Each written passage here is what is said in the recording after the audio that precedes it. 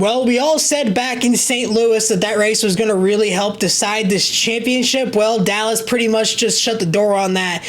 Every single one of the points contenders that fell leaving St. Louis, except for Doug Coletta, came back with a vengeance and cleaned house and extended their leads heading into Las Vegas. Monumental shifts in the championship, not just because of the fact that all the points leaders entering the events left with a Wally, but a lot of their championship contenders that they're facing heading into the final two races, they went out early. Massive day down in Dallas, Texas for the 40th annual Stampede of Speed. I want to give a huge shout out to the Texas Motorplex. I hate I wasn't able to go this year, but I watched throughout the weekend, and once again, incredible event put on down there. Just an absolute phenomenal show start to finish. The Stampede of Speed, as always, one of the highlights of the entire 2025 NHRA season, if not the drag racing scene as a whole.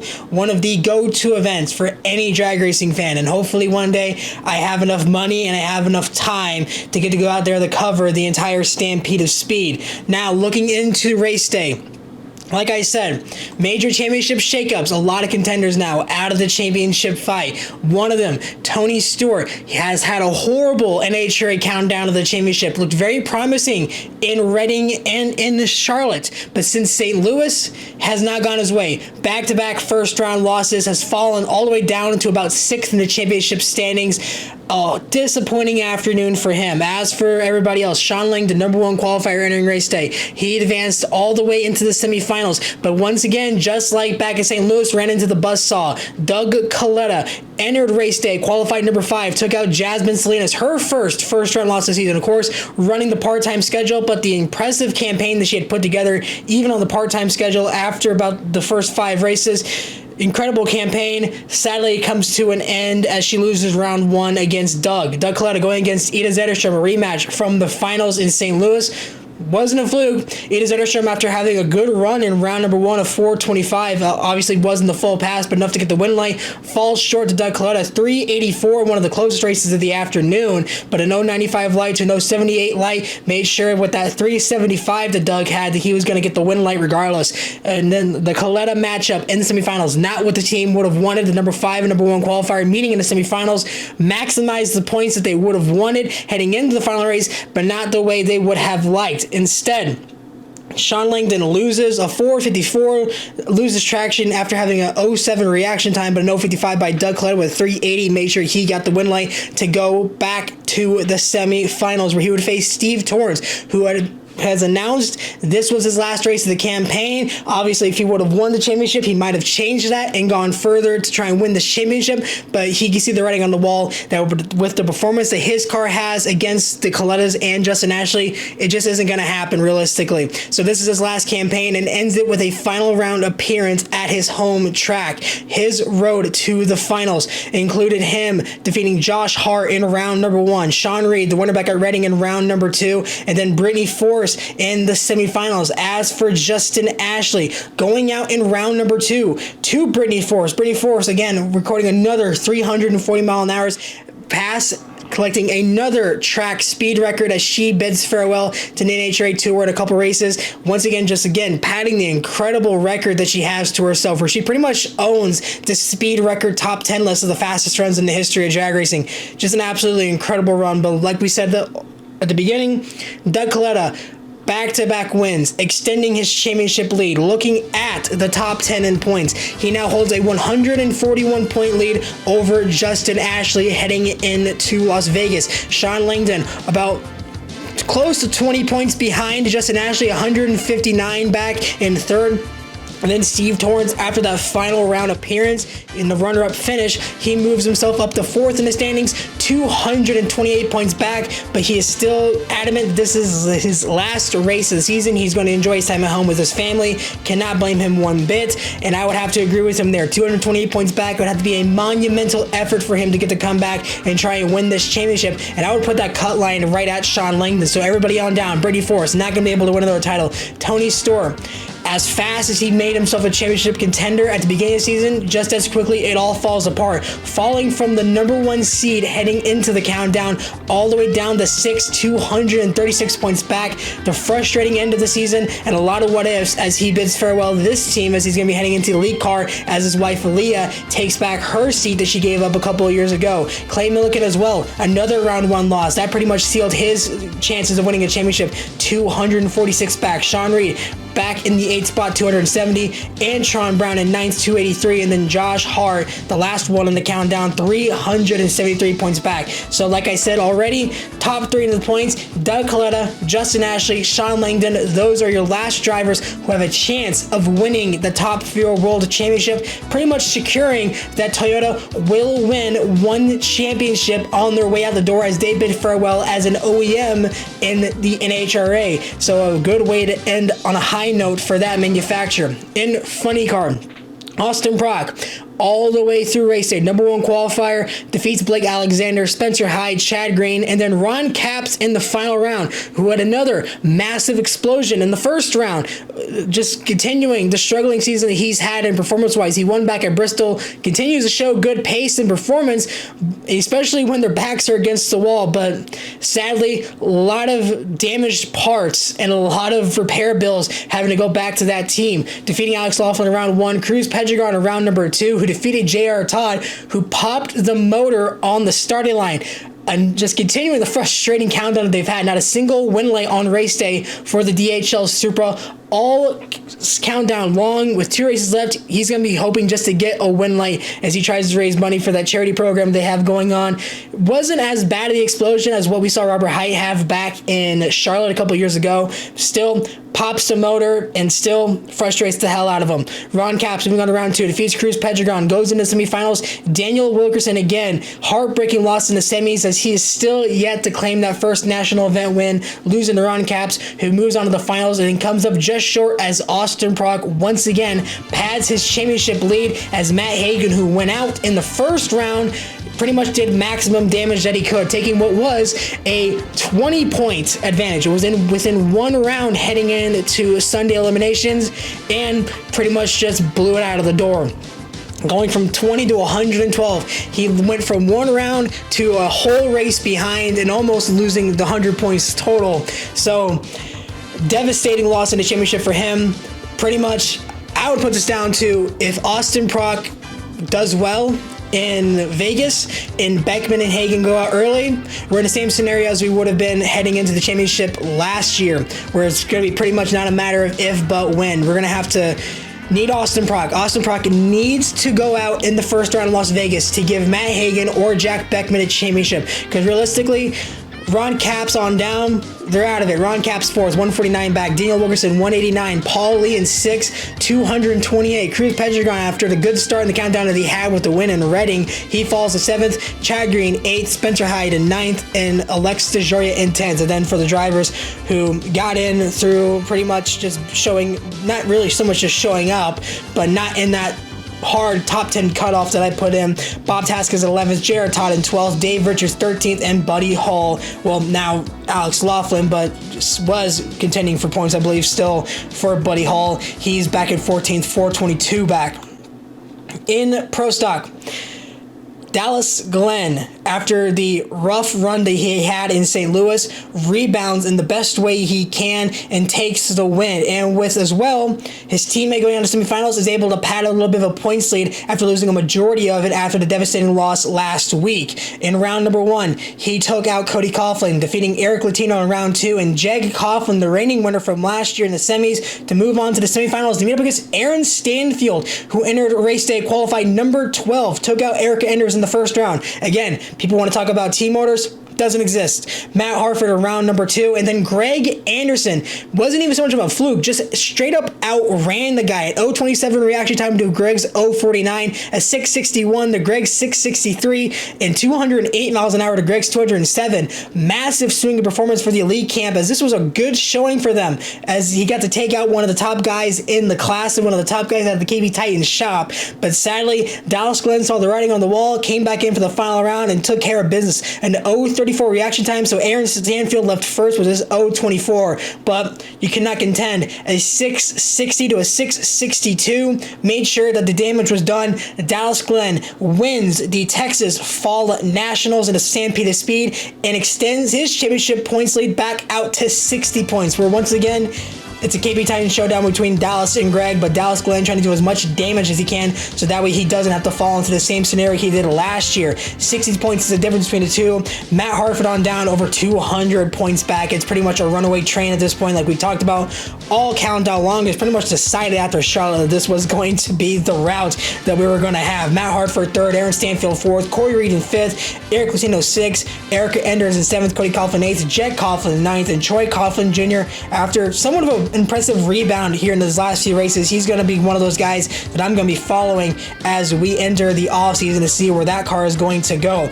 As for the other cars outside the top 10, Derek Kramer, Greg Stanfield, and Kenny Delco in the 13th spot. Lastly, Pro Stock Motorcycle. Like I said, all the way back at the beginning of the countdown, if you would have told me that Pro Stock Motorcycle was going to be one of the hotly contested championship battles heading into the playoffs, I would have called you a moron. Man, if you could have bet a money line on that fact that this would be a championship fight all the way down to Pomona, you would have won a lot of money, in my opinion. Richard Gadsden, number one qualifier, disappointing end to the weekend last time at St. Louis, lost a bit of his championship lead, comes back in, takes care of business, and does as much damage as he can to his teammate to try and make sure that he has the best shot to win this championship, because as we all know, you can never count out Gage Herrera.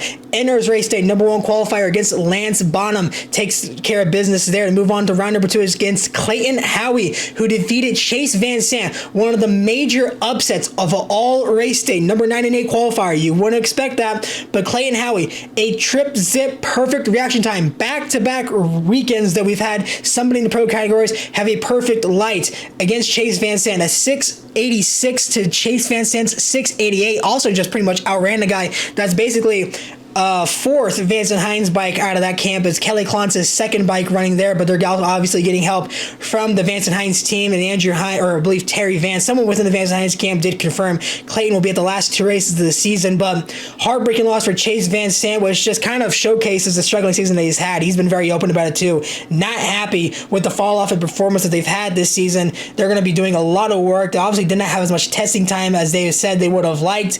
They're going to have a lot of work to do in the offseason to try and get this bike back where it was a year ago. But again, Clayton Howie, massive upset. Moving on to round number two.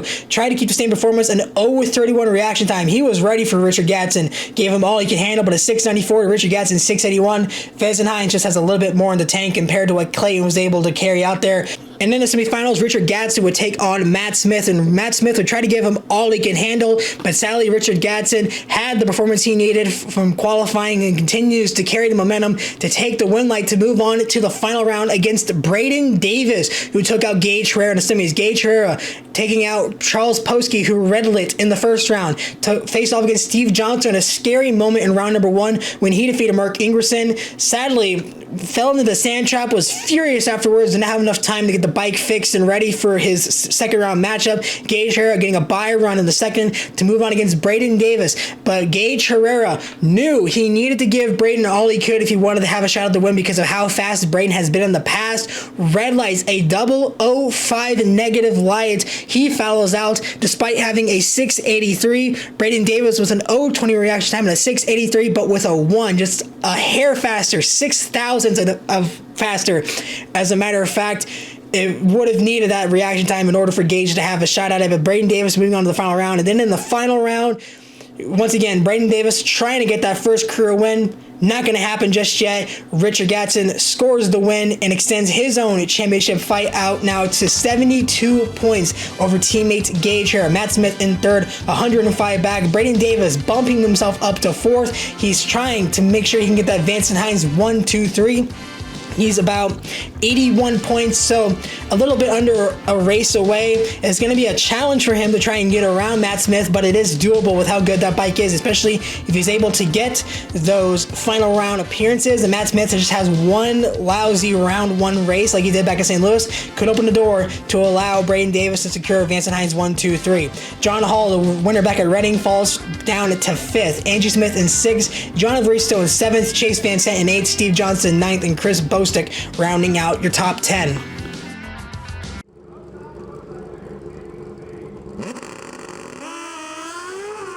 The four-cylinder Suzuki engine screaming off the starting line. Gadsden was 0-11 to Davis's 31. And Richard Gadsden, 679, beats a 681.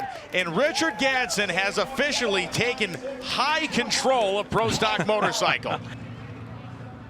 Wow, I'm looking at Richard Gadsden at the top end, and I see the emotions here as the number 4 sets in for you, the second of this countdown. Who wins the Pro Stock Motorcycle Championship? I hope it's me. I want it bad, and I hope that my results are showing that. I'm focused. I'm locked in. 2 years ago, I came here auditioning for this Vance Hines gig, and I messed it up every way from Sunday. I never left the starting line, so I wanted Dallas bad. Dallas hadn't been too good to me, but I got to win today. This was a big points day for me. I'm like over the top. You know, each one, the first one's supposed to be the sweetest, but each one's just getting better and better. This is a big day. Thank you, Revzilla Motul, Vance Hines, Suzuki, Lincoln Welders, Summit Racing. I got some of you guys. I missed some of you guys, but I'm too excited right now. Thank you, guys.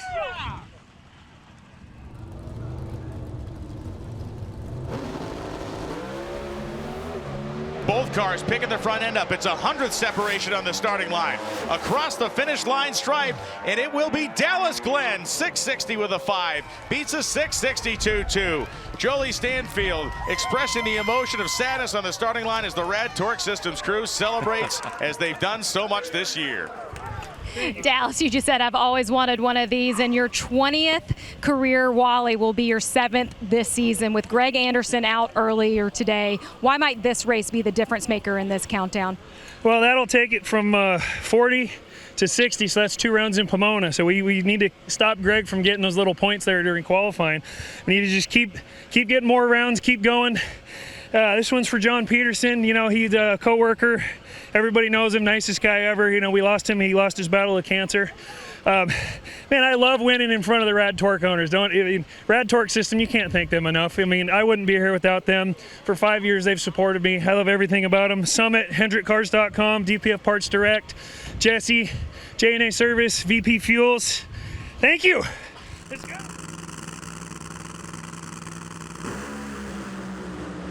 The parachute's out for Caps. Austin Prock rips his way to a Texas victory, 395.9 at 328.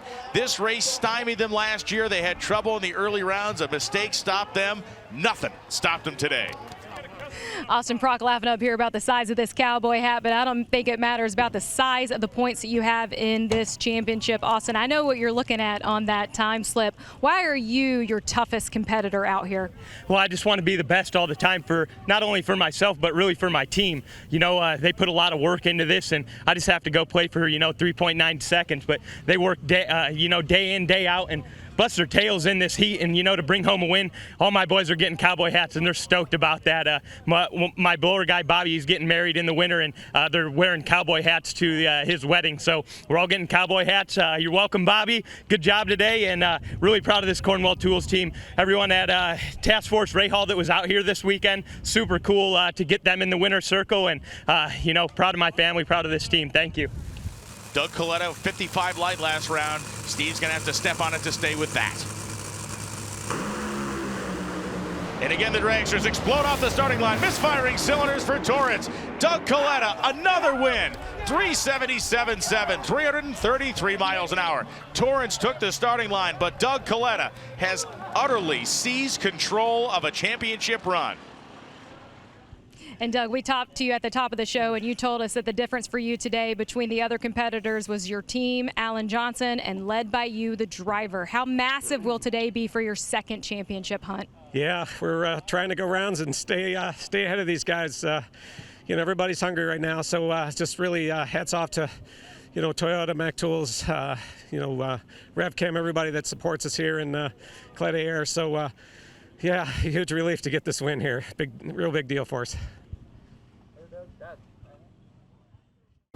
And that is going to wrap up the video. Thank you guys so much for watching. I know this is a little bit of a crazy video, obviously not on the regular uploading schedule that I would have liked. It has been a busy weekend. Petite Le Mans plus the Bathurst 1000, which if you didn't watch either of those races, you missed out on a banger of a race. Just an incredible weekend of racing in general, especially with the NHRA, especially with the Bathurst. One of the craziest races I've seen in a while. I know this isn't a VA Supercar channel, but shout out to anybody who watches that race, because that was one for the ages. I was worn out completely. I was taking naps between the rounds, and by the end of it, I was like, I'm just going to make the video on Monday. So I know this isn't the upload you guys would have liked, but thank you guys so much for watching. We have a lot of content to look forward to between now and Pomona. It's going to be an incredible final two races of the season, and then we get to look forward to the 2026 season. It's weird that we're already talking about this being the end of the season. I said it back in St. Louis. It feels like just yesterday I was on the starting line in Charlotte recording my recap, talking about how Bob Tasca and, Tony Stewart were guys to watch out for after impressive runs there. And then, of course, Trip Tatum having a devastating crash and the craziness that was race day. But now, we're less than a month away from crowning our champions in Pomona. Time flies. Thank you guys so much for watching. Be sure to hit the subscribe button down below. Comment what you thought of this weekend's Dallas Fall Nationals and who you think is going to be winning the championship in 2 races time. Be sure to follow us on all social media pages down below. Mighty Mac 03 on Facebook, Twitter, Instagram, and TikTok. And until a couple weeks from now for the Las Vegas Nationals from the Strip out of Las Vegas for the penultimate race of the season, this has been Mighty Mac. We will see you next time.